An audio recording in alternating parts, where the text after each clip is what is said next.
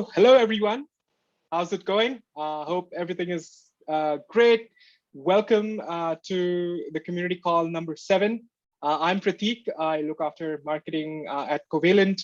And yeah, I mean, these community calls have been like our way of interacting with all of you and like letting you know what like things are happening at Covalent, the updates, and understanding like what are the pressing questions that you might have. So yeah, I mean, there's a substantial amount of things that have happened in the month of October in terms of like hackathons, the API itself. There is like a really cool update that Ganesh is going to be sharing. Then we have an update on governance. Yeah, so and community as well. So yeah, there's a lot to kind of cover, and we also have Marco who's joining us from Matter Labs, who will be kind of talking about our partnership collaboration with the zkSync layer 2 scaling solution. So pretty excited to have you all, and let me pass it on to Ganesh.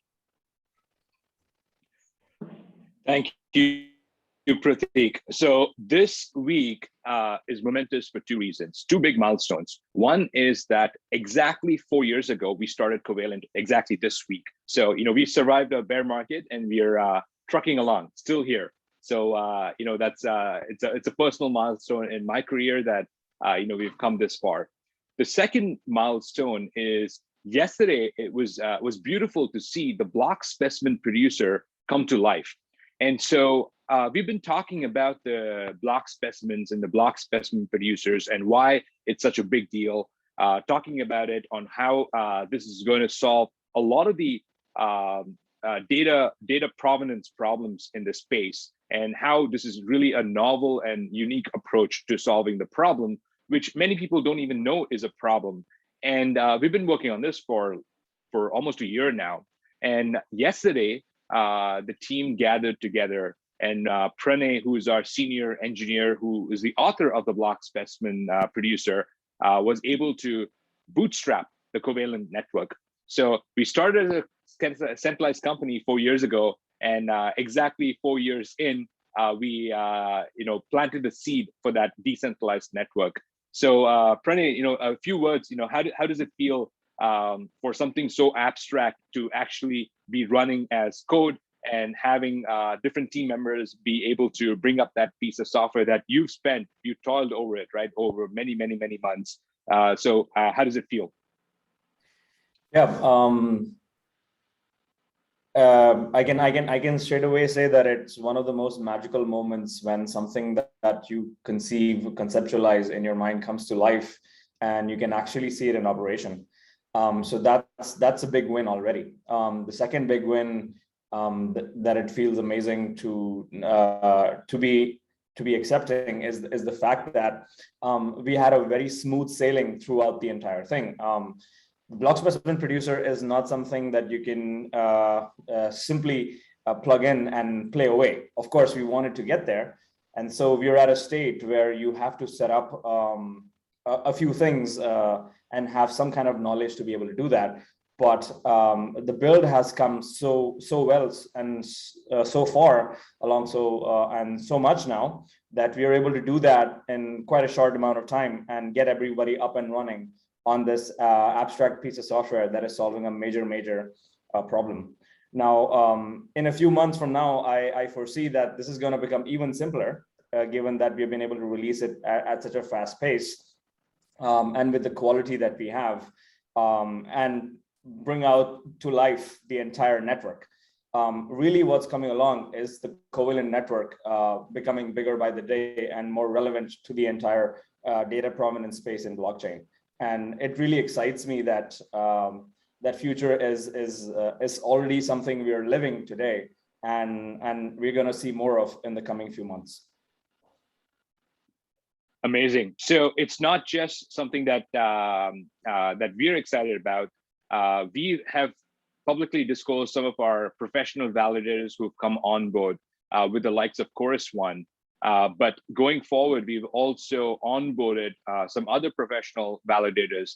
We will be making an announcement soon about them. And when we share that block specimen, this is what it is, this is the problem that it solves, and this is what would happen to the blockchain space if this problem was left unsolved, they get really excited, and then that's the clincher there. They just said, okay, like sign me up, let's go.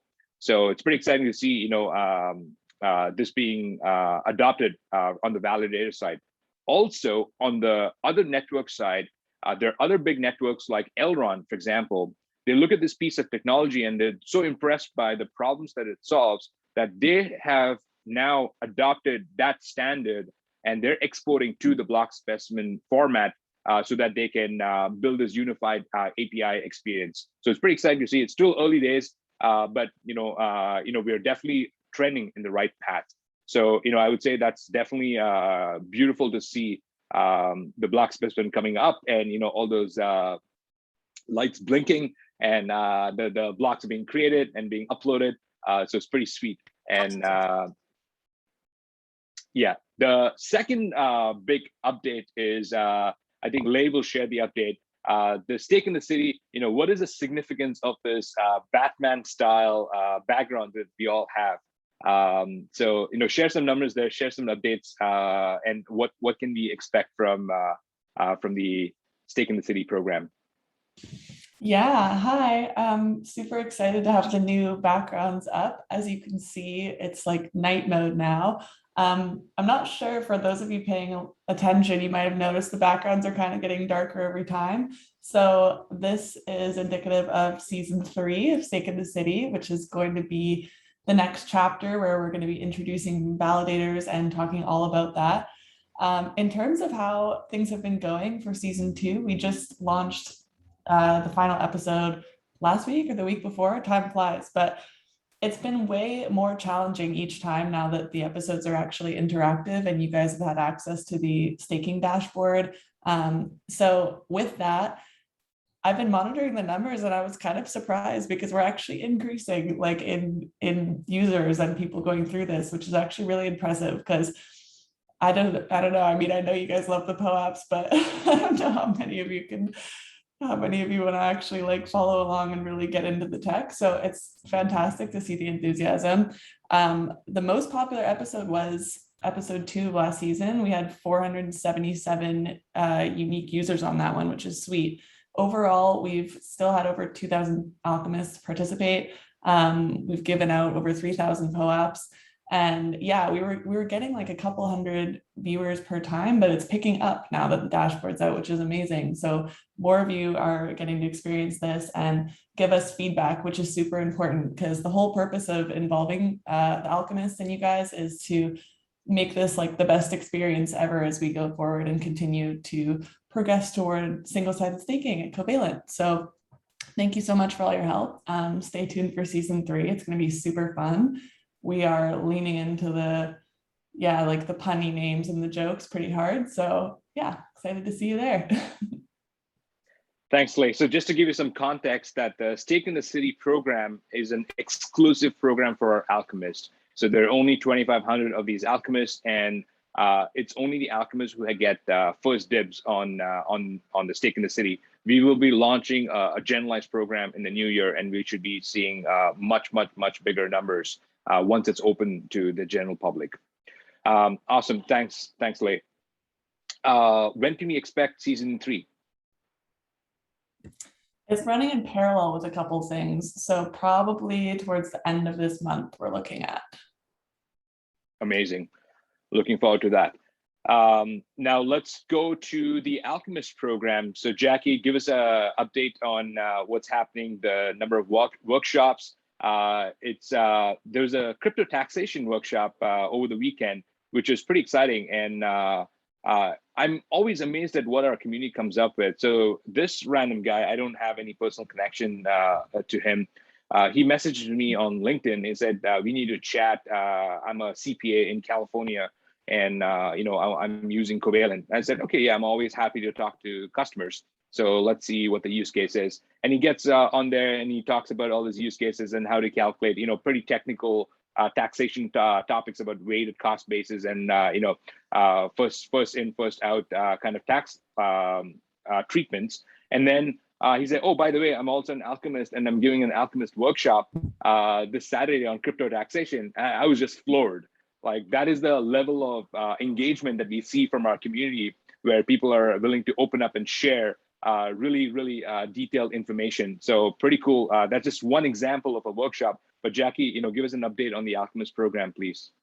Yeah, so pretty exciting news that we were finally able to actually launch our guild pages, so people can actually come and contribute, access budgets, which has been very exciting, and people already wanting to know how they can take part in specific guilds. But it's been awesome to see what's been happening. So Education Guild, as you mentioned, with the workshops, they've had 4 workshops in October, and one of them was the tax implications, just talking about like asthma myths, facts, and the importance of asthma, understanding also the API in terms of an introduction to like the REST API or API building in general. And they actually just launched their first study group for anybody who wants to learn about Rust programming, the language. So it happens every Thursday. It's on the Discord channel in the Education Guild. So they're very excited to have that going, and had the first one happen. It's actually going to happen today. So yeah, pretty excited. Anybody who wants to join and learn, we have a few experts who are going to walk people through that. For mental health, we've actually been having a lot of topic discussions on there, and they're working on actually launching more workshops focused to that guild. But they've had topics and discussions about the importance of sleep when it comes to mental health, happiness, time management, and it's awesome to see more of that. They're working towards other programs where it will enable people with disabilities to actually get involved in the crypto space, which is a huge, also a huge segment that people don't like talk about. So very excited to create opportunities. Esports, we've been getting a lot of cool engagement there. We had a regional leader from Team Turkey create a game for Alchemist to actually take part in, where they can collect some awesome little like CQT coins like within the game. So we've had a lot of engagement on people playing that. Research Guild, they threw their first contest and submission and people building actual awesome like data dashboards. You can take a look at it in the showroom within the Research Guild, but they're starting to get more engagement and also more people getting different roles on how they feel they could contribute back to the guild. Developer Guilds, they're actually working on an introduction to Primer, like a workshop that's going to be led by one of the guild leaders. So very excited about that. And they're working on other proposals and getting some other projects up and spinning. And then the Fitness Guild, we've been able to see 6 challenges come out of that for the month of October. So people have been encouraging each other to live a healthier lifestyle and doing like pull-ups, squat competitions, training competitions, eating healthy like for an entire week competitions too. So it's great to see initiatives taking place there.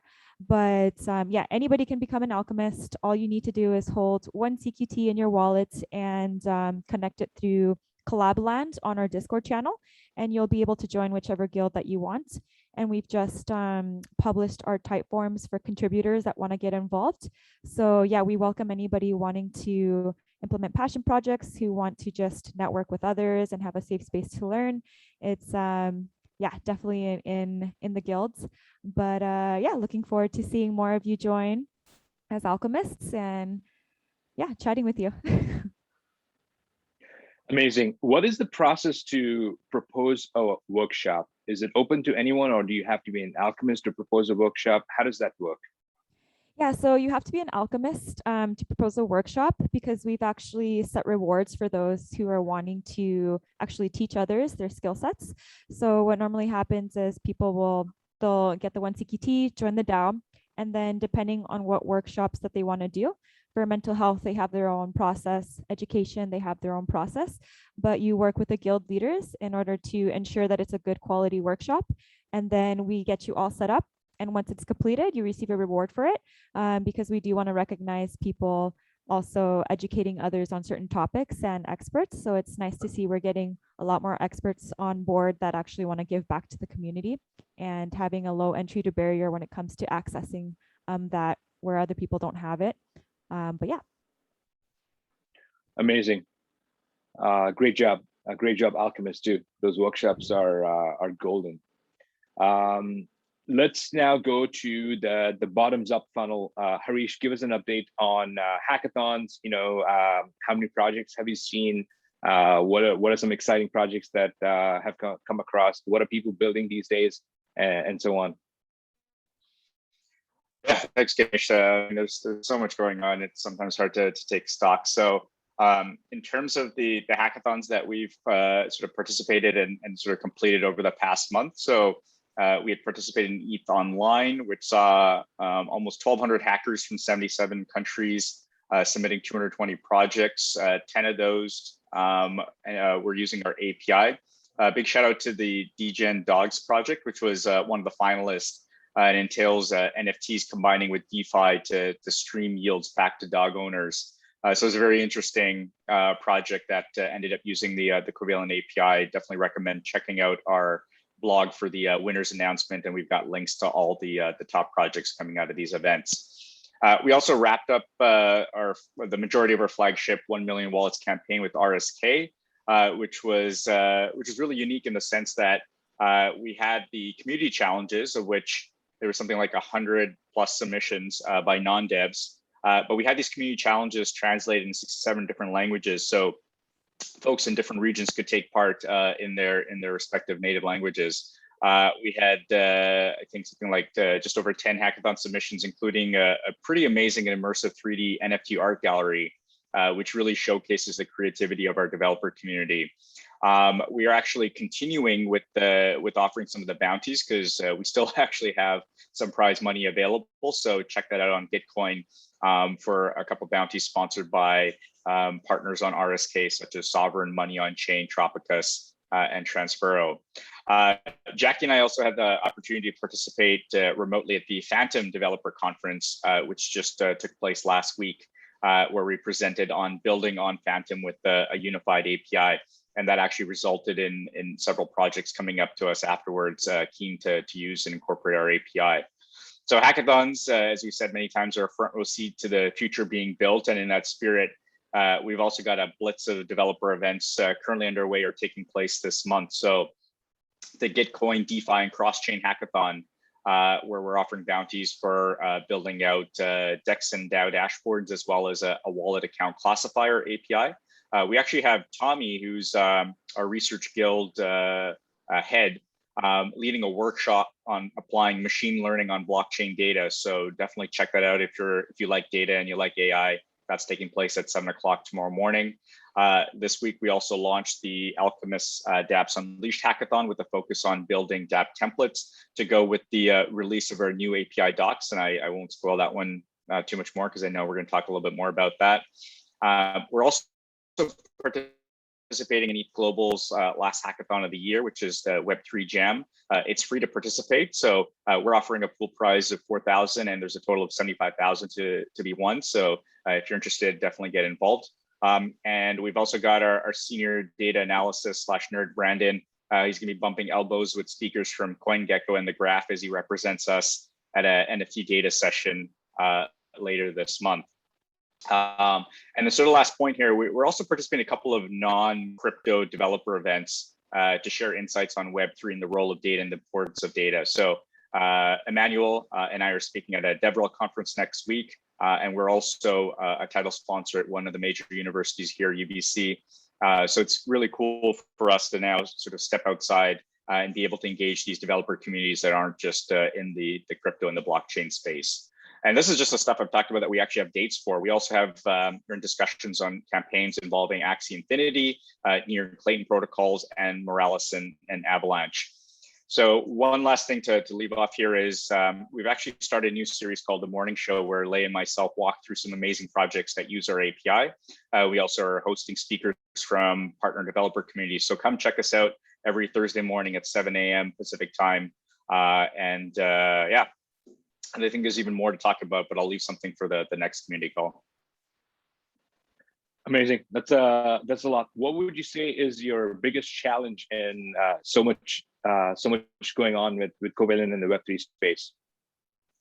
Yeah, I think the biggest challenge is not just for us to market and broadcast all the opportunities for participants, but even just if you are sort of new to the space. Web3 is pretty unique with this sort of learn and earn type of mentality and focus. So there is so much prize money and bounty prizes being offered for folks to build in the Web3 space, something that we don't see in other spaces. So if you are new to the crypto space or you've been in the space for a while, definitely take advantage of all the opportunities to get involved, because there's a lot of prizes to be won. We just can't, even dole out all the prizes that we have available with us to give out. Amazing.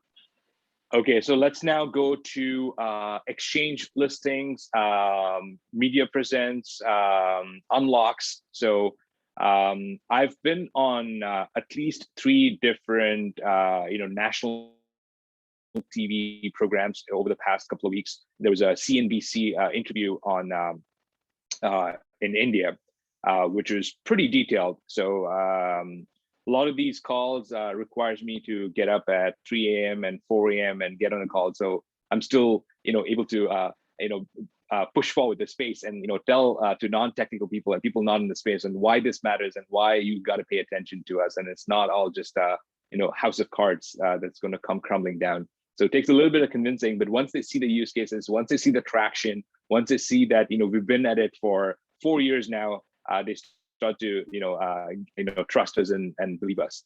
So, I think it's an ongoing battle. The second thing is crypto.com AMA. So I was genuinely surprised on how prepared these guys were. So they had watched tons of our videos on YouTube and read our blog and the token utility and all of that stuff. So please take a look at that AMA. I think it's an hour long, and it was pretty comprehensive on what people can expect from the token and what the utility is and what we've been building over the past couple of years. But with regards to exchange listings and unlocks, I'll leave it to Adrian. Adrian, we recently listed on another exchange. Is that correct? Ascendix. Yes, that's correct. Yeah, and regarding CKT unlocks and distributions, there's actually not much to report there. We wrapped up, of course, the private sale, the large private sale distribution from the past, whatever was pending there. And again, it was just nothing material in terms of circulating supply. There's an Alchemist distribution that will go out for the month of October in the next few days, potentially tomorrow. But again, it's, we're talking about a few 100,000 CKT, so nothing really major there. The next big one will be in December, around, I believe it's December 20th. So yep, everything's tracking well there. I'll provide us a bit more of an update in terms of finance and operations too. So of course, we're excited to wrap up this year and start planning for next year. Part of that is looking at our team strength. It's really exciting to see on this call both some senior team members and engineering team that we've added. We have Sandra here, who's joining us as a CMO, and Kirk to head up an expansion to our product. And we have 3 engineers who are going to do their first presentation for the week today. And so that's going to be Vivek and Evan and Fatime too. So it's super exciting for me to see our team grow. I believe we're 43 team members strong. We also have an office that we're going to move into soon too. So that's kind of an operations update there. Which these are all very positive to us. One of the pillars of our success is our culture and our team. And so that's super important that we continue to invest in our team and making it a team that performs well and has fun and likes to work together. Amazing update. Thanks, Adrian. Let's now go to Prateek. We had probably the biggest and our only governance proposal pass. So give us the highlights on that. What does it mean to us? What does it mean to Harmony? And what are the next steps there?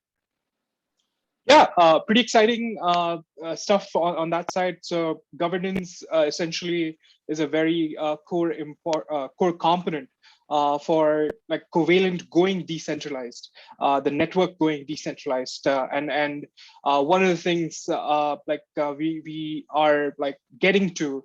I mean, if you've seen the governance forum and some of the updates around that, is getting the like templates and processes and everything ready. And then we also had one of our community members, one of our alchemists, Lakshmi, writing a proposal for Harmony protocol to be indexed and like Covalent API endpoints to be created.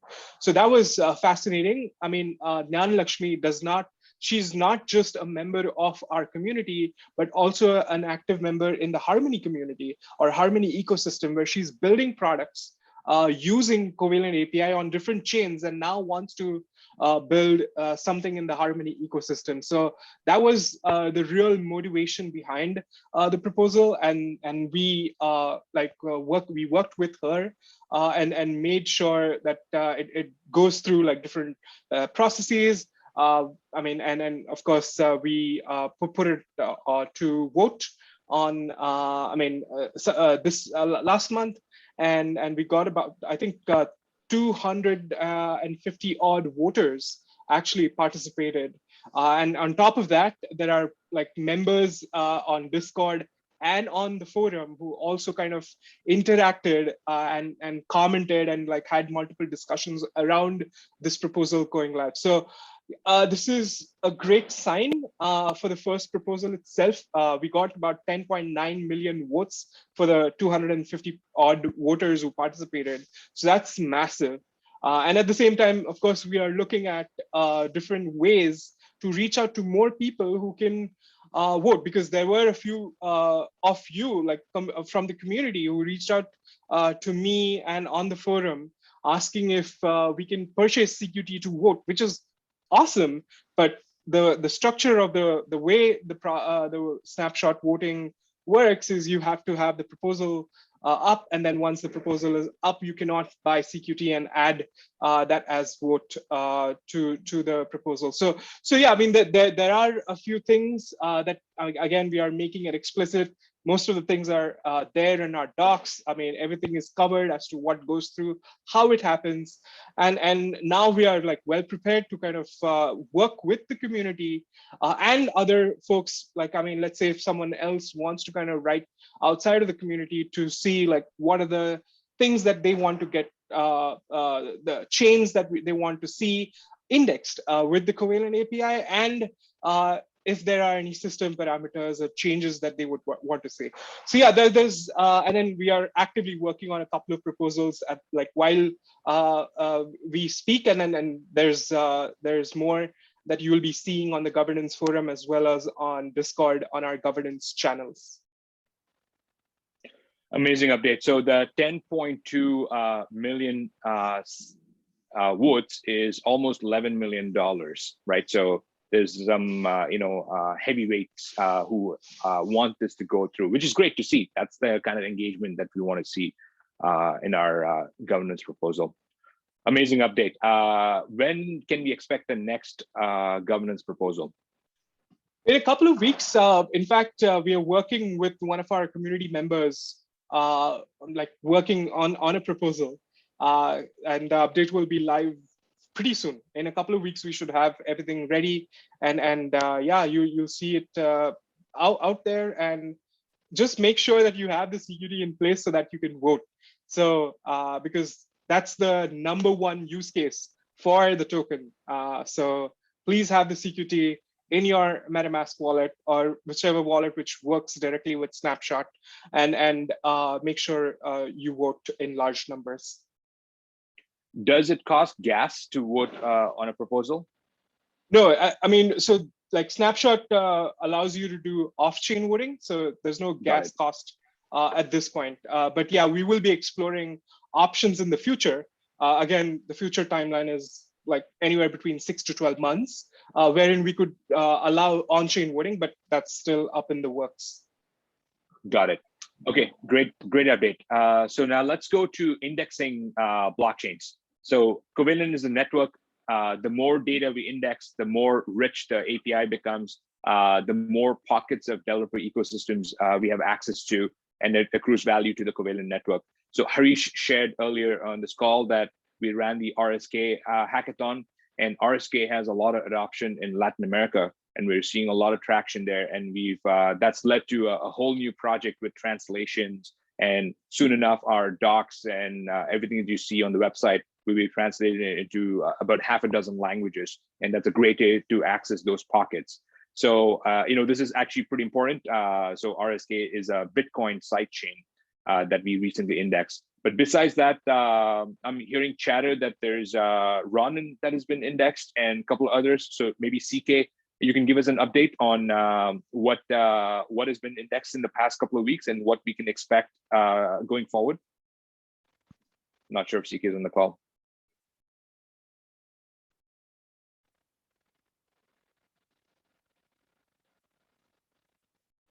Okay, that's fine. So now let's go to Marco. So Marco is our guest who's joined us from Matter Labs, zkSync.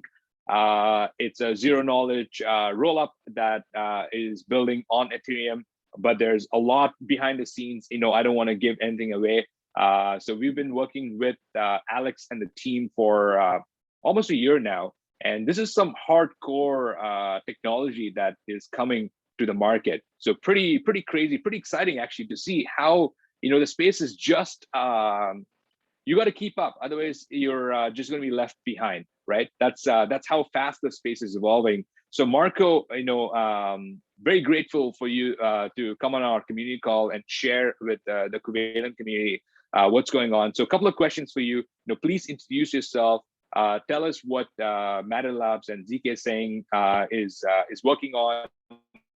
Maybe share some alpha leak here if possible. That's the least you can do for us. And then why are you excited about working with Covalent? So hello everyone. Hello Ganesh. Thank you for inviting me at this event. So first of all, about me, I'm the head of business development for Matter Labs zkSync, and I'll talk a little bit about what we are trying to do, but the TLDR is that we are trying to bring a new technology into Ethereum. It's a general purpose technology that can be also used by other blockchain, but for now we are focusing on ETH, that will bring a massive amount of scalability to Ethereum. So today, Ethereum, as everybody painfully knows, is not scaling. So with 14, 15 transactions a second, every transaction is very, very expensive. This is pricing out a lot of potential users. And so what this user can do, they can leave completely and they can go on other chains, and some of these chains are very, very credible. The problem though with other chains is that the user will miss out on the massive network effect that's been built around Ethereum, and often some of these other chains may have a very high degree of centralization, which may not be ideal for some of the users. If you stay within Ethereum, you can go on side chains, and there's been some who had fantastic growth and tremendous success, like Polygon, for example. So side chains have the general problem with side chains is that as they are structured today, users will take a very, very big reduction in security when they move on a side chain.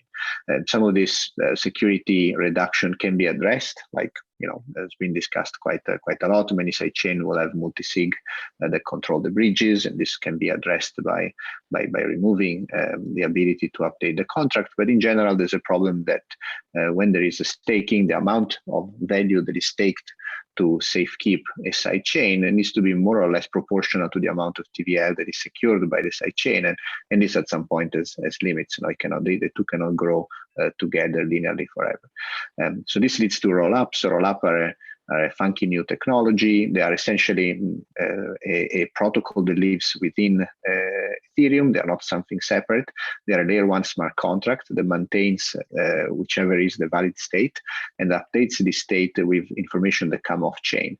And because it comes off chain, it allows for the computation to be made off chain, and hence allows to a much higher amount of throughput to go through every single block in Ethereum. So within the rollup, there are two broad families, optimistic and zk. The optimistic rollup start from the assumption that all transactions are valid, rely on game theory to make sure that that's the case. So I won't go too much in detail on optimistic rollup, but what zkSync is doing is a zero knowledge rollup. Zero knowledge rollup take the opposite approach. So our validators take a bunch of transactions, verify all of them, and provide the zero knowledge proof that all these transactions are valid. This zero knowledge proof is very succinct, is very small, and is published on chain in layer 1 together with all the state changes. So any user can essentially prove that they own the asset in the last valid state and can withdraw the asset from the layer 1 smart contract permissionlessly.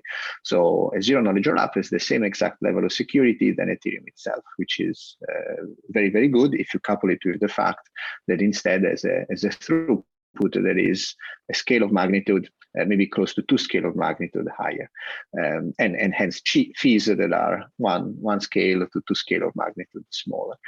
So this is all very, very exciting. What we are very excited about is the fact that our zk rollup structure will be EVM compatible, meaning Solidity support, pretty much complete.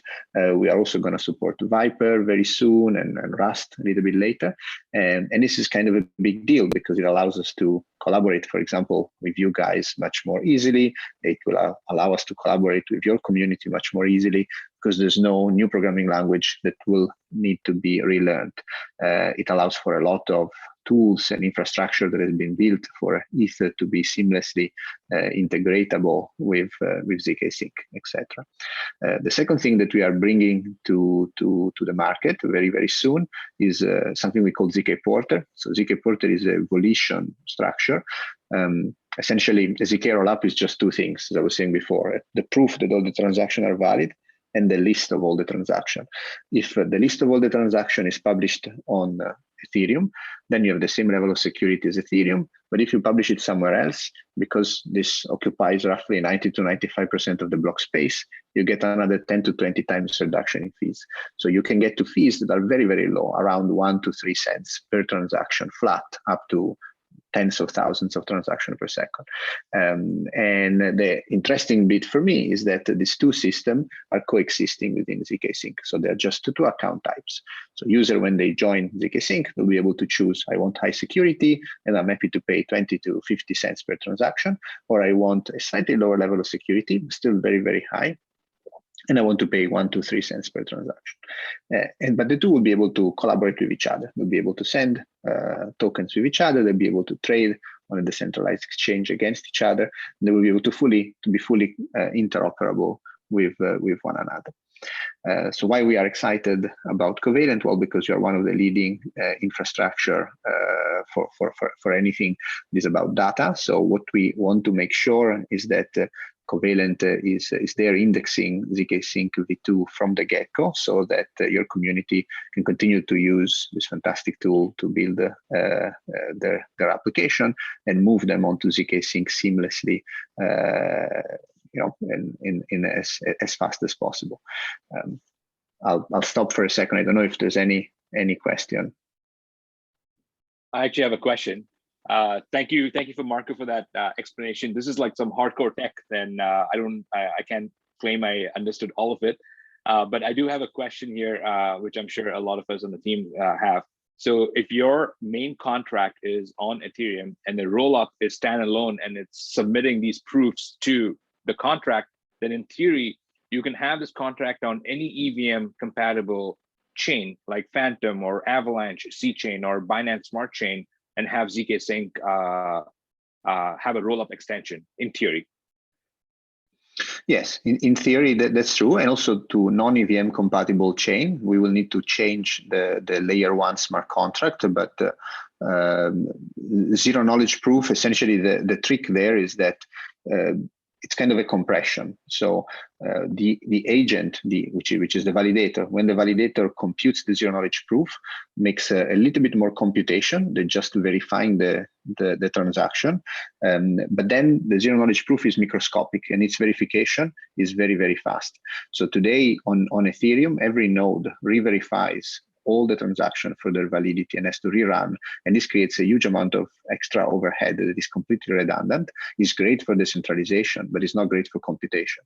So what happens with zero knowledge proof is that one of these entities instead alone computes all these transactions and verifies them, and then produce a proof that they're all valid so that the other nodes don't need to redo the work again. And that's essentially the trick. And so this trick can be applied to, I wouldn't say necessarily all blockchain, but to most of the blockchains. Awesome. Exciting. Thanks for your time, Marco. Okay, so I think we can wrap up here. Thanks. And just have 10 minutes for Q&A.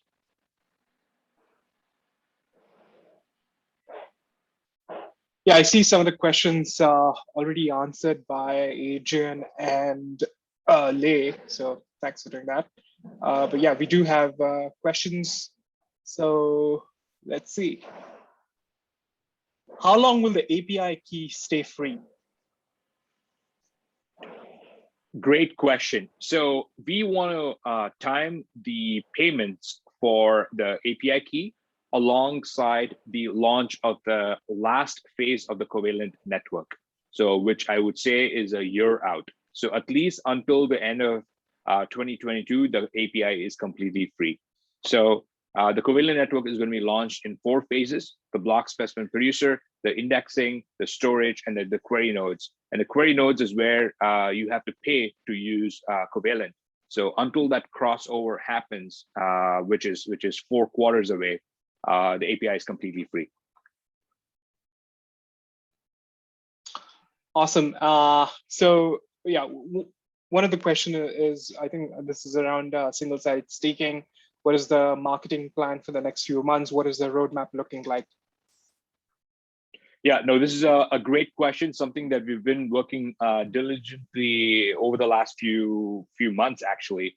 So from a product standpoint, you guys know single-site staking. We have Stake in the City, and the contracts are being audited as we speak.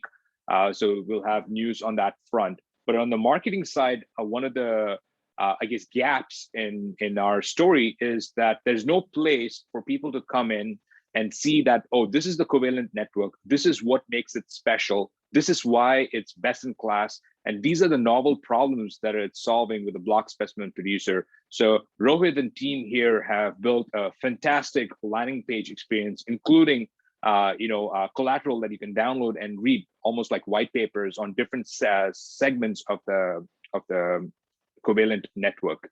And in fact, the rumors are that he's recruited a render farm to render that page because it's so heavy, and it's going to be awesome when it launches. So that is the landing page perspective. From a bring the network up and running, we already have 8 professional validators on board, and then there'll be some more validators we'll be announcing very soon. So all of these guys will be running the network when it launches in January. So, I mean, the launch is with them. So that's the plan there. And then as the network reaches certain level of utilization, we're targeting 30% of the circulating supply to be staked in the network. And so that's where the inflation rewards are calibrated. So that's really what the plan is. But we're not going to stop on the API side. We're not going to stop building, and the exchange listings, all of that will happen.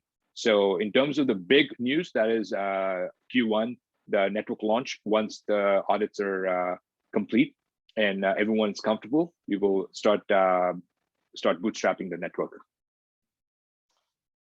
Great. There's one more question around the API. So are there plans to implement API rate limiting in the near future? So Set is having some difficulties with response times within the token holders endpoint, and is this likely one of the cause? Absolutely. So this is a 2-part question. The first question is with rate limiting, and the docs are actually being updated as we speak, and there is a rate limiting. So you're not, you can't, melt the servers by just sending a lot of traffic to it. So there is rate limiting. I believe it's 20 requests per second. And then, we are very generous with those requests. So if you ask us, we bump it up for you. The second thing is with token holders. Now, this is a endpoint that we built almost a year ago, and it served its purpose, right? But the blockchains have become so much bigger today. So if you're trying to run this on any big token like USDC or Tether, those endpoints time out. So there are 2 unrelated issues here. But we have code that's going through review right now to fix the token holders and the token balances endpoints. So we're going to be pre-caching a lot of those data points. And with that, a lot of these tokens that just don't work today. USDC does not work. Something like Aave does not work. It only works with smaller tokens. All of those problems should be fixed in the next coming weeks. Great. I saw one question around workshops being translated, or workshops in like different languages, because not everyone can speak English. Or so, I mean, we are like doing a lot of things in terms of our docs being translated in various languages. That's one step in that direction. And hoping, I mean, we will also be doing some of the workshops in regional languages. But yeah, Ganesh, you want to specifically answer that? Absolutely. So, we always want to speak your language. That's the whole point of blockchains, right? Localization is an important aspect of blockchains rather than you adapting to blockchains. It's the ownership economy. So we've started with the docs. You can see some of the banners that are going out are also translated. I recently saw, I think it's the RSK Hackathon banners. They were translated into about half a dozen languages. So it was very cool to see. And so when it comes to actual content generation, the translation is, I think, a little more difficult because this is like, these are heavy topics, but maybe we can support, workshops in completely different languages. Let's have something in Malay, something in Spanish, something in Bahasa. It's not out of the question. Yeah, that'll be exciting. And then we do have our regional leaders who can take that on for sure. Awesome. There's a question from one of our alchemists around the Covalent API providing NFT metadata. So where does this metadata for NFTs come from? Steve asks. The $1,000,000 question. So metadata is one of the biggest weaknesses in this entire space. So in theory, this metadata should sit alongside the actual contract state and live on the blockchain. Unfortunately, that's not the case. So a lot of the metadata is off-chain. And these are proprietary APIs. These are Dropbox, Google Drive folders. These are, bespoke APIs that are down most of the time, not kept up to date. So there is a field on the NFT contract called token URI. And so you can ping that to see where the metadata lives. And so that's what we crawl. So we have a couple of endpoints to help with that process. But in some of the newer chains, like the Axie Infinity chain, that metadata that is downloaded is just wrong. So when we talk to the team and say, hey, where do we get the metadata? They just send us a CSV file or a JSON file with the metadata. It's nowhere out there. So there are all of these challenges. But there's good news on the horizon. RV is a data storage product that's coming out. And I think what's happening now is that a lot of projects are moving the metadata to RV. So it'll always be around. It's not going to disappear. There's no rug pull from a metadata perspective. So that's what it is. We crawl it case by case. So it's hard work, but we never shy away from hard work. Perfect. I think that's it for questions. Any questions for Marco?